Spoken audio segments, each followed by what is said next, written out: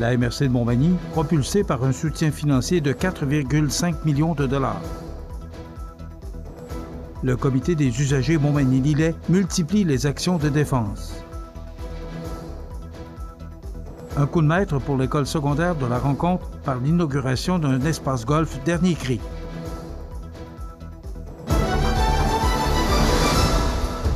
Mardi 17 juin 2025. Bonjour mesdames et messieurs, bienvenue à votre bulletin régional sur le réseau de télévision CMA TV. C'est dans une ambiance festive et empreinte de fierté que s'est tenu, le 12 juin dernier, à Saint-Pierre-de-la-Rivière-du-Sud, le rendez-vous de la ruralité 2025, un événement biennal qui célèbre le dynamisme et la vitalité des municipalités de la MRC de Montmagny. Cette édition, placée sous le thème des étoiles de la MRC, a mis en lumière des projets inspirants et porteurs dans les domaines du développement économique, culturel, touristique, environnemental et communautaire. L'aréna de Saint-Pierre s'est transformée pour l'occasion en une salle de gala, décorée dans un esprit étoilé, avec tapis rouge et photobooth pour souligner le caractère exceptionnel des réalisations mises de l'avant. Parmi les projets présentés, la mise en valeur des lieux patrimoniaux, l'aménagement d'infrastructures sportives comme des pump tracks, des surfaces de deck hockey, des parcs intergénérationnels et même un tout nouveau planétarium mobile à Saint-Pierre. Ces projets témoignent de l'innovation et de la fierté des communautés rurales de la région. Dans son allocution, le préfet suppléant de la MRC, Bruno Gagné, a souligné la force de la collaboration régionale. Une municipalité a un skatepark, l'autre un mur d'escalade, une autre un pump track ou des beaux campings. Et certaines vont même jusqu'à transformer une église en salle d'animation. On a de tout, et bientôt un complexe culturel et sportif. Il a salué la complémentarité des projets, reflet de la diversité et de la solidarité locale. Le maire de Saint-Pierre-de-la-Rivière-du-Sud, Alain Fortier, s'est également dit fier d'avoir accueilli l'événement et de voir sa municipalité rayonner grâce à l'implication de ses citoyens et de ses bénévoles. Un point marquant de la soirée fut l'annonce du renouvellement du Fonds Région et Ruralité par la ministre des Affaires municipales et de l'Habitation, Mme André Laforêt. Une bonne nouvelle pour la MRC de Montmagny, qui a déjà bénéficié de plus de 4,5 millions de dollars au cours des 4 dernières années, répartis comme suit. Volet 2, développement local et régional, 2,4 millions de dollars. Volet 3, innovation en santé durable, 950 000 dollars. Volet 4, soutien à la vitalisation, 1,2 million de dollars. Ces investissements démontrent concrètement l'impact du Fonds Région et Ruralité sur le développement et la qualité de vie en milieu rural. La soirée s'est conclue sur une note d'espoir et d'enthousiasme. Comme l'ont rappelé les organisateurs, ici, à la MRC de Montmagny, c'est probable qu'on continue d'impressionner.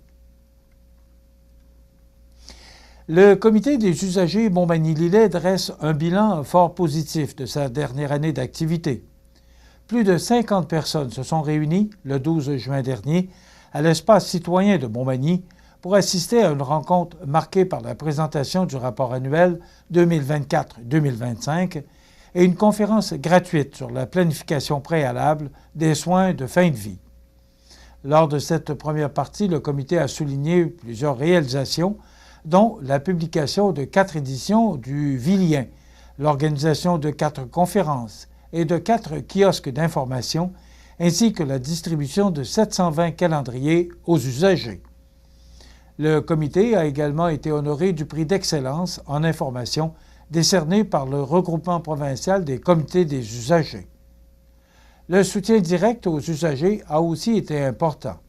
L'équipe a accompagné plus de 35 personnes dans des démarches souvent complexes, traité plus de 160 appels d'information et cumulé un impressionnant total de plus de 2900 heures de bénévolat.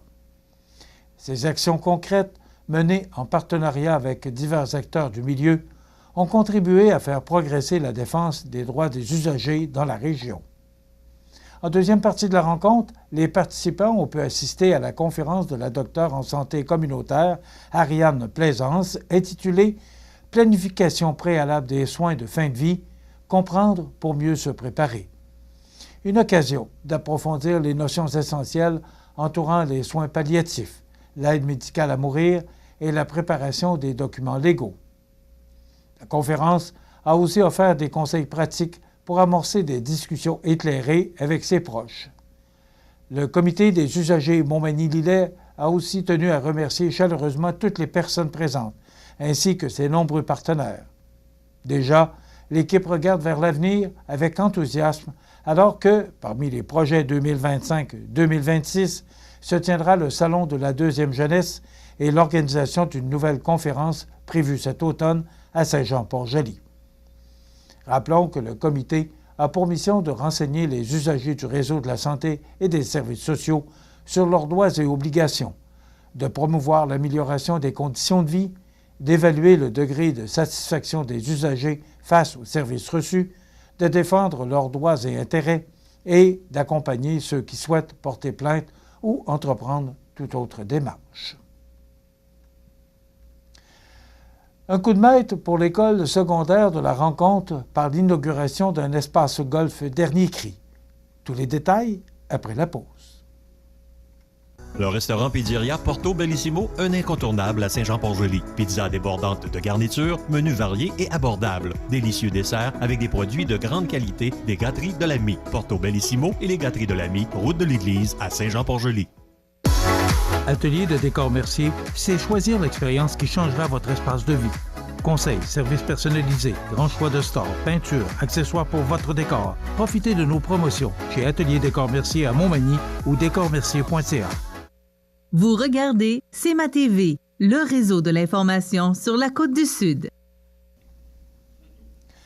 L'école secondaire de la rencontre à Saint-Pamphile a franchi un nouveau jalon en matière d'innovation sportive et éducative avec l'inauguration officielle le jeudi 12 juin dernier de son tout nouvel espace golf équipé d'un simulateur virtuel ultramoderne. Ce projet, qui a nécessité un investissement de plus de 85 000 $, vise à enrichir l'offre récréative tant pour les élèves que pour la communauté. Ce nouvel espace a vu le jour grâce à l'appui financier de plusieurs partenaires clés du milieu. La MRC de Lillet a versé une contribution majeure de 50 000 $ provenant du Fonds de soutien aux projets structurants dans le cadre du Fonds Région et Ruralité du ministère des Affaires municipales et de l'Habitation. La Caisse Desjardins du sud de Lillet et des Hautes-Terres s'est également jointe à l'initiative avec un engagement représentant 15 % de la valeur du projet jusqu'à un maximum de 15 000 $. L'Unité régionale de loisirs et de sport, l'URLS, pour sa part, a bonifié l'enveloppe avec une aide de 5 000 $. Le Centre de services scolaires et l'école elle-même, soutenue par le ministère, ont aussi ajouté une somme de 15 000 $. Concrètement, cet espace golf permettra aux élèves de s'initier ou de se perfectionner dans ce sport, que ce soit durant les cours d'éducation physique, à l'heure du dîner ou à travers des activités parascolaires. L'école entend par ailleurs ouvrir les installations à la population dès l'automne prochain, selon un horaire précis.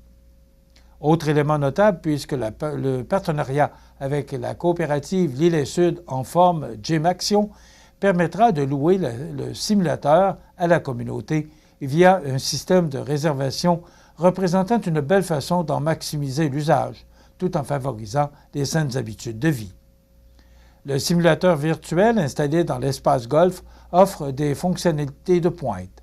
Analyse de l'élan, entraînement personnalisé, immersion réaliste dans des parcours de golf prestigieux du monde entier. Une véritable expérience professionnelle, accessible à tous, et ce, localement. Je remercie sincèrement la MRC de Lillet, la Caisse Desjardins, ainsi que l'Unité régionale de loisirs et de sport pour leur généreuse contribution à ce projet. Ces installations sont un lieu de rassemblement dont nos élèves et toute la communauté pourront bénéficier pour s'initier au golf, améliorer leur technique ou conserver la forme, même en dehors de la saison estivale, a déclaré la direction de l'école. Dans un contexte où la promotion de la santé durable est devenue essentielle, l'espace golf représente un ajout significatif pour l'école et pour la vitalité du territoire. Une initiative inspirante qui combine sport, technologie et accessibilité pour tous.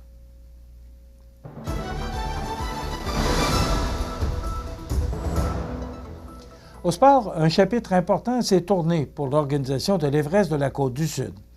En effet, lors du tournoi de golf tenu le 12 juin dernier, un changement majeur a été officialisé alors qu'après 8 années de leadership, Pierre Bouffard a cédé la présidence de l'équipe à Daniel Boulay. Pionnier du projet, Pierre Bouffard a été l'instigateur de la création de la concession de la Ligue de hockey junior 3A du Québec dans la région de Montmagny en 2017. Dès les débuts, il s'est donné comme mission de bâtir une organisation solide, structurée et ancrée dans sa communauté. Grâce à sa vision et à son dévouement, l'Everest a connu une ascension remarquable, récoltant à 2 reprises le titre d'organisation de l'année, en plus d'atteindre, pour la toute première fois, la grande finale de la Coupe Napa en 2024. Avec émotion et reconnaissance, Pierre Bouffard a déclaré « C'est avec fierté que j'ai tenu les rênes de l'Everest au cours des 8 dernières années. Je regarde la qualité des joueurs qui ont passé ici, ainsi que le personnel de hockey, et le mot « fierté » me vient à l'esprit. Nous avons travaillé fort pour offrir un produit de qualité, surtout être une bonne école de vie pour des jeunes de 17 à 20 ans. M. Bouffard restera impliqué dans les décisions futures de l'organisation puisqu'il continuera de siéger au conseil d'administration. Le flambeau est désormais entre les mains de Daniel Boulay, un homme déjà bien au fait des rouages de l'organisation puisqu'il y siège comme administrateur depuis 2023. Fort de son expérience en gestion, il entend poursuivre le travail entamé tout en insufflant une nouvelle énergie à l'équipe. C'est un honneur d'arborer le rôle de président de l'Everest. Il est important de continuer et d'accentuer le rayonnement de notre région au niveau provincial. L'organisation vise toujours l'excellence, pas seulement sportive, mais également scolaire, afin d'être un bon endroit pour développer les adultes de demain, a affirmé le nouveau président. Avec ce changement de la présidence, l'Everest entame une nouvelle phase de son développement portée par un esprit de continuité et d'excellence qui promet de maintenir le cap sur les plus hauts sommets du hockey junior québécois. Voilà ce qui complète votre bulletin d'actualité pour aujourd'hui, mardi 17 juin. Dans un moment, les prévisions de la météo. Et le menu pour notre émission de ce mardi 17 juin, dans un moment, on vous offre la nouvelle chronique financière avec Étienne Chaput. On aura les trouvailles avec notre ami Audrey Saint-Pierre, qui sera au Cerf du Canton. Et on aura le maire de l'Île-aux-Grues, Frédéric Poulain, qui nous parlera des causes de ce que cause l'absence du NM Grue des Îles. Mais voilà, je vous souhaite donc une excellente émission à notre antenne.